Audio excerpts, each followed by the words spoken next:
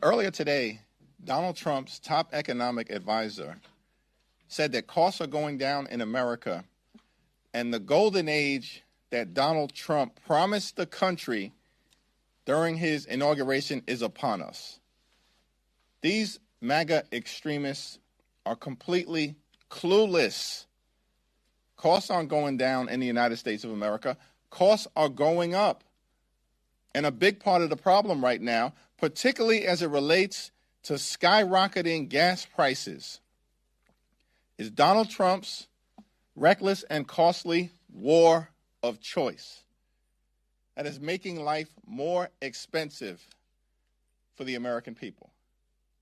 And several of Donald Trump's top cabinet officials, including the Secretary of Energy, have acknowledged that gas prices are going to remain high for the foreseeable future. This is a direct result of Donald Trump plunging our country into this reckless and costly war of choice with no evidence that Iran posed an imminent threat to the United States, no plan, no strategy, no clear objectives, and no way out in a way that benefits our troops and the American people. Donald Trump and Republican control of Congress has been a complete and total disaster on all the things and in all the ways. They've certainly failed on the economy, failed on health care, failed as it relates to immigration enforcement, and Donald Trump has failed to keep his basic promises to the American people, which include his promise on election night that Donald Trump wasn't going to start wars, he was going to stop them.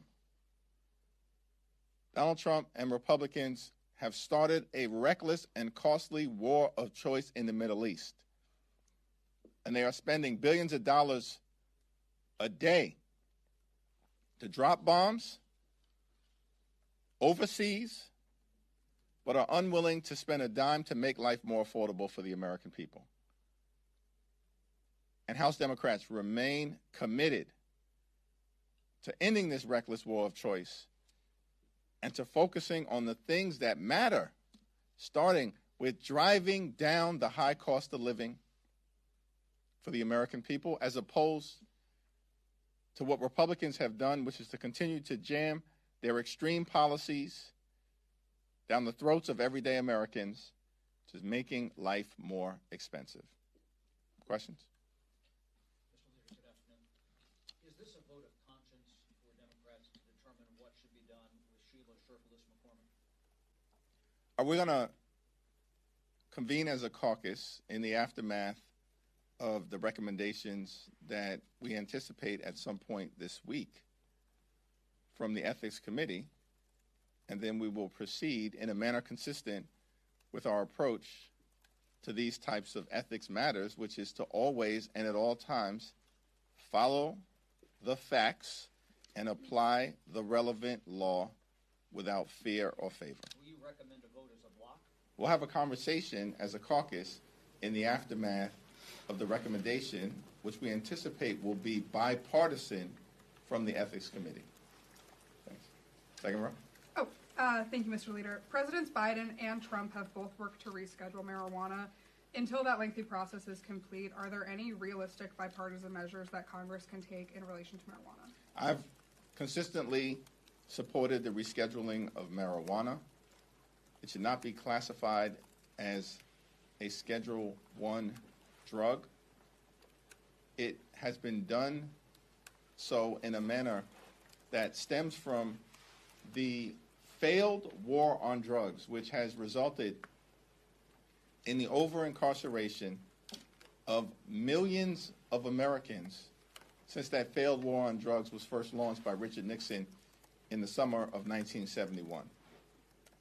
And I've been part of bipartisan efforts, including the passage of the First Step Act, to deal with overcriminalization in America and to ensure that taxpayer dollars aren't being spent on a prison industrial complex that has not made the country safer. It's devastated individuals, families, and communities, and hurt our economic growth and development. And so I'm hopeful that we can find a legislative path forward. This does seem to exist as a bipartisan issue, particularly amongst younger generations of Republicans and the entirety of the House Democratic Caucus. And we know that the votes do exist to act legislatively, and we're going to find a way to do so, hopefully in this Congress, and we certainly will be in a position to do something about it in the next Congress.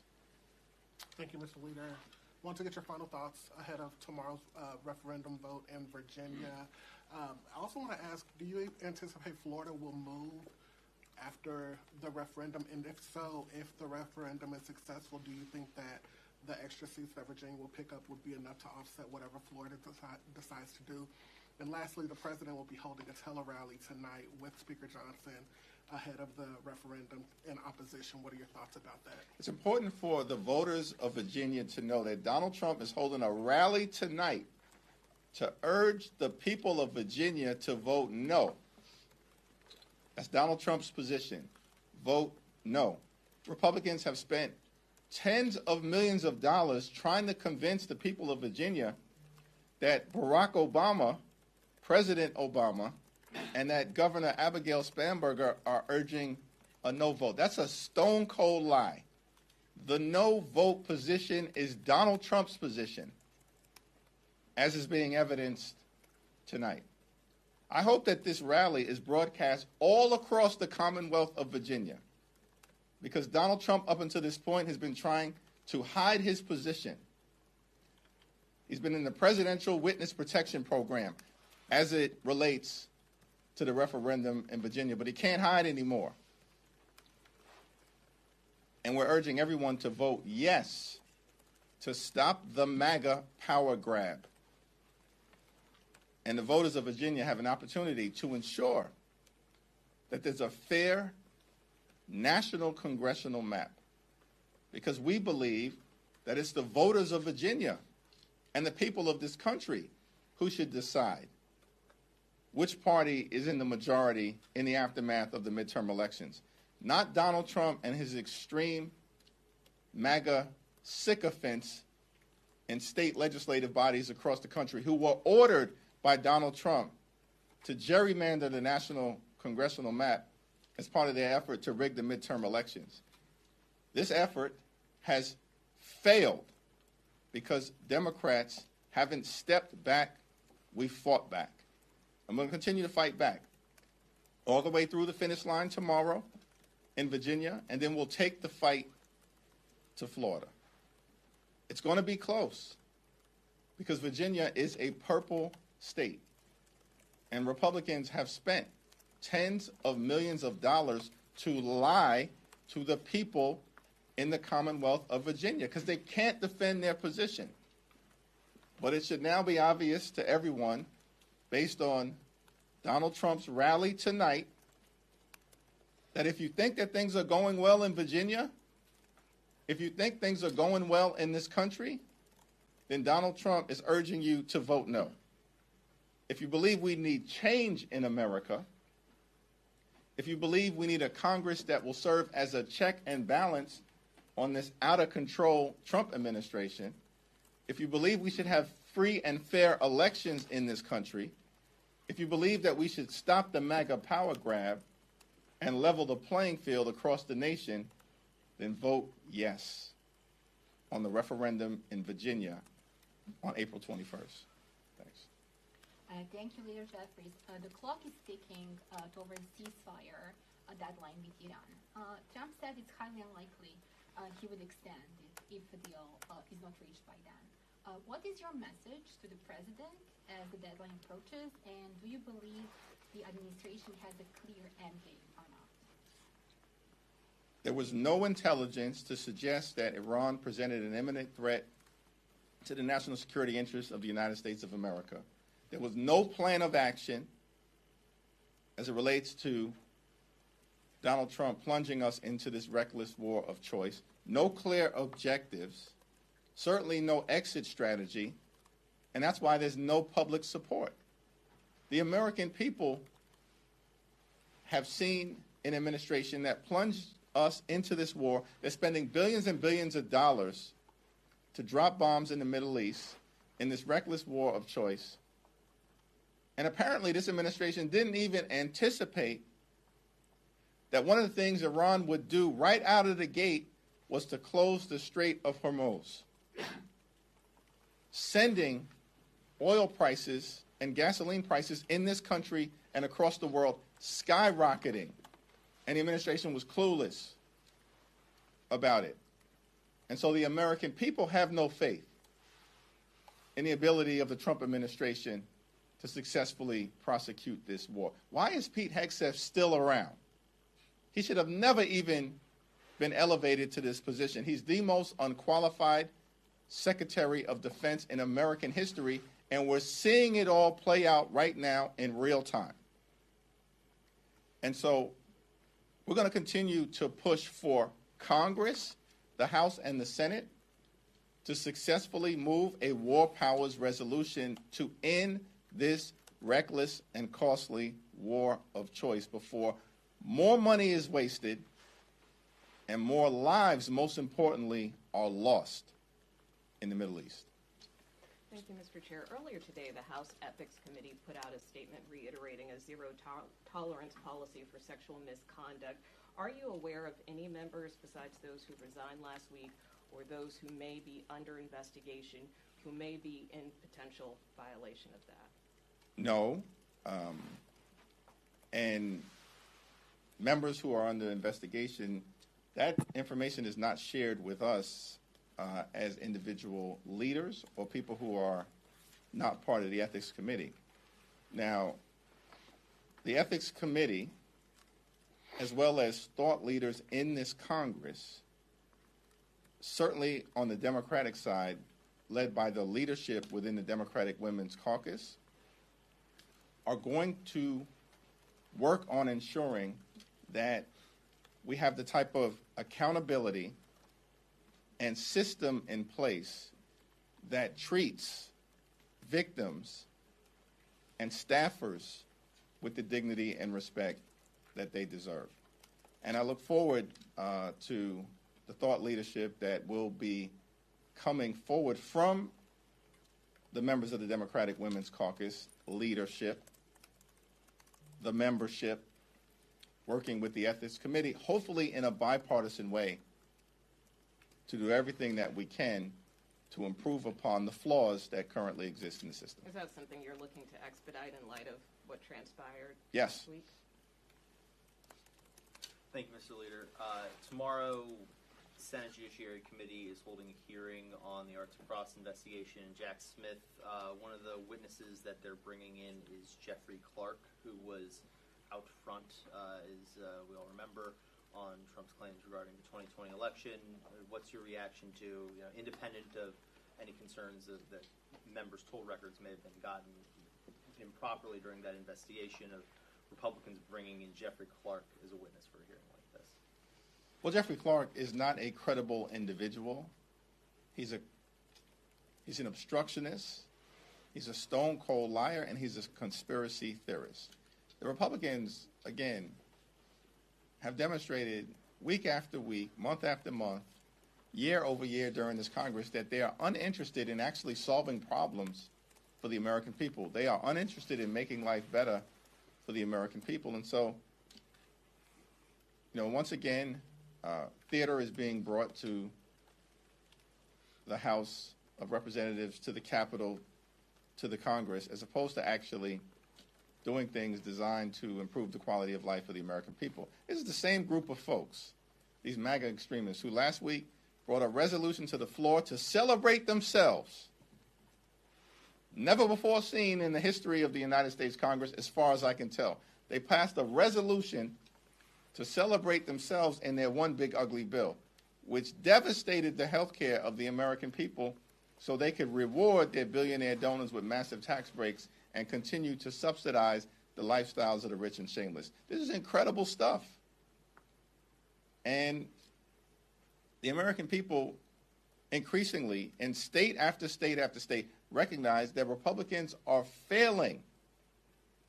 And despite that fact, we continue to see members of the Trump administration, as was done earlier today by one of Donald Trump's top economic advisors, to continue to operate as if they are totally divorced from reality. But here's the thing we know about Republicans. Facts don't matter. They absolutely don't matter. They told us facts don't matter. This is the party of alternate facts. Hypocrisy is not a constraint to their behavior. They will consistently say one thing and do another. Donald Trump said he was going to lower costs on day one. Costs haven't gone down. They've gone up as a direct result of Donald Trump and Republican policies, including but not limited to the Trump tariffs, the refusal to extend the Affordable Care Act tax credits, and the failed, costly, reckless war of choice in the Middle East. Hypocrisy is not a constraint to their behavior. They say one thing, and then they'll do the exact opposite. And these people actually believe that shamelessness is a superpower. That's the only way that you can explain Donald Trump's top economic advisor saying to the American people with a straight face earlier this morning that the golden age of the economy in America is upon us. No, it's not. And nobody believes that. Who's paying attention to the bills that they have to pay each and every day all across America throughout this great country. So just to be sure, as far as how Democrats view leverage, as far as Iran is concerned, do Democrats believe that the Iranians have more leverage than the United States do in these talks 1 year from now, despite the Iranians' military being completely decimated and having no ballistic capability whatsoever? How do you guys see it right now, 1 year from now, 1 year right now, as opposed to 1 year ago? Do you think that the Iranians have more leverage now as opposed to 1 year ago in these talks? I got to be honest. I don't really understand the question that you're asking. Do you think I'll try to. Are we in a quagmire? I'll try to figure it out.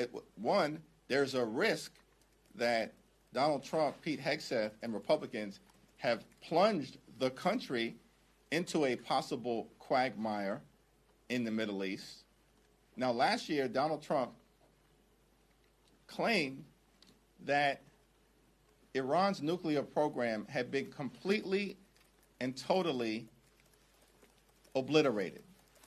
That was Donald Trump's representation to America, that Iran's nuclear program last year was completely and totally obliterated.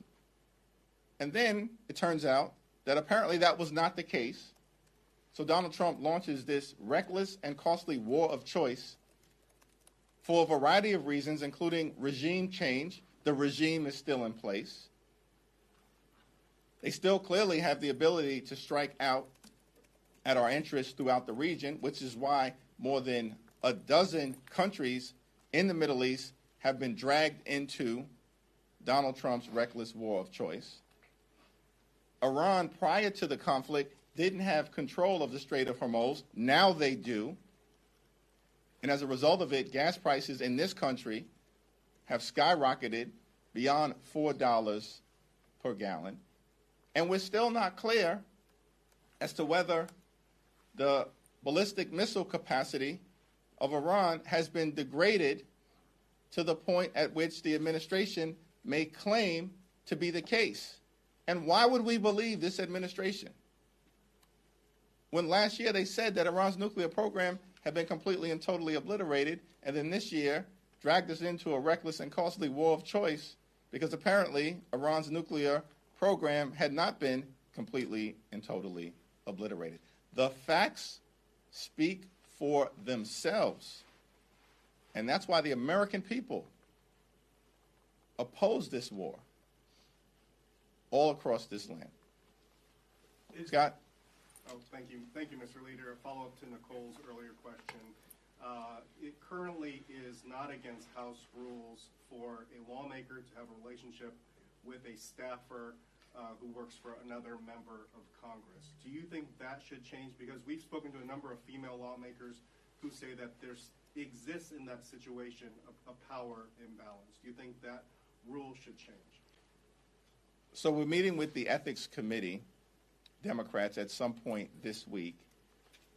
And also we'll be meeting with the leaders of the Democratic Women's Caucus, led by Congresswoman Teresa Leger Fernandez, who's a powerful voice on this issue. And I'm not going to get out ahead of any recommendations that they may put forth, other than to say everything needs to be looked at to ensure that people are kept safe here in the Congress, and that women staffers and members are treated at all times with the dignity and respect that they deserve. Mr. Leader, is Kash Patel's sobriety or lack thereof a national security threat? Kash Patel is deeply unqualified, deeply unserious, and his behavior is deeply un-American. And he should no longer be the FBI Director. That shouldn't surprise anyone that I hold that view, because he never should have been confirmed to begin with.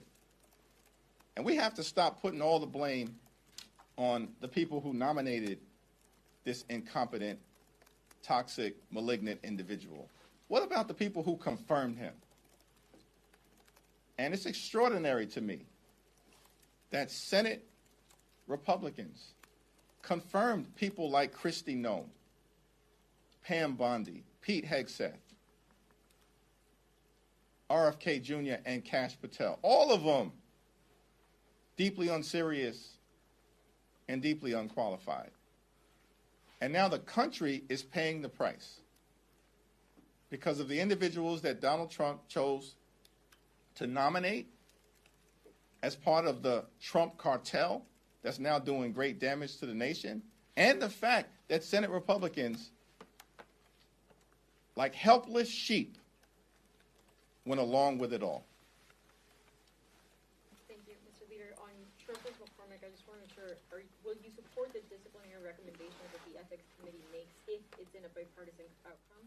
I look forward to the disciplinary recommendations that I expect will be made in a bipartisan fashion, and then we will respond accordingly.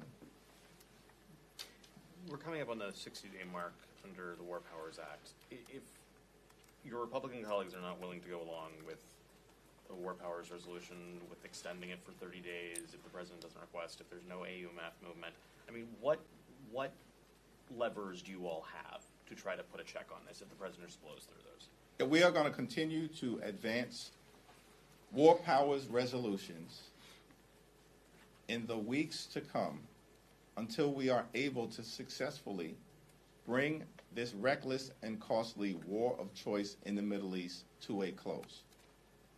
And it is our expectation that we are not going to let our Republican colleagues off the hook. We are going to continue to force them to go on record and either stand on the side of the American people or stand on the side of this reckless war of choice and the fact that billions of taxpayer dollars are being wasted in the Middle East in a war that has now resulted in more than a dozen service members losing their lives and over 400 men and women in uniform being seriously injured, many of whom are suffering from traumatic brain injuries that's going to adversely alter their lives forever. This was the consequence of Donald Trump's reckless, costly, and continuing war of choice in the Middle East, and we're committed. This is not partisan, it's patriotic for us. We're committed to doing everything we can to stop it. Thank you all.